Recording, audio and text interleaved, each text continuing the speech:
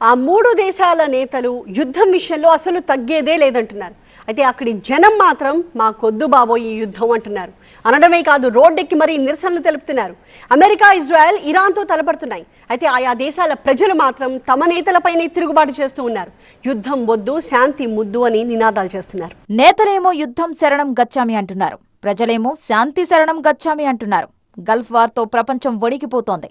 ఇరాన్తో America, Israel ఓ రేంజ్లో యుద్ధం చేస్తున్నాయి. అయితే యుద్ధానికి వ్యతిరేకంగా ఆయా దేశాల ప్రజలు గళం విప్పుతున్నారు. తమ పాలకులపై రివర్స్ అవుతున్నారు.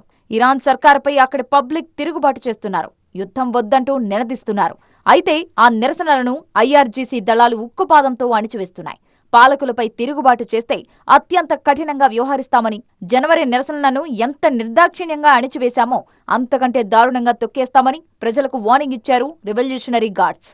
ఇరాన్లో ఖమేనీకి వ్యతిరేకంగా జనవరిలో జరిగిన నిరసనల్లో వేలాది మంది ఆందోళనకారులను భద్రతా దళాలు ఊచకోత కూశాయి. ఇక అమెరికాలో కూడా ఇలాంటి సీనే కనిపిస్తోంది.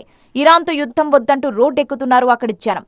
ట్రంప్ సర్కార్కు వ్యతిరేకంగా వాషింగ్టన్, న్యూయార్క్తో పాటు పలు నగరాల్లో కదం తొక్కారు. గ్యాస్ కష్టాలు ఎక్కువ కావడంతో అమెరికన్లు ట్రంప్పై మండిపడుతున్నారు.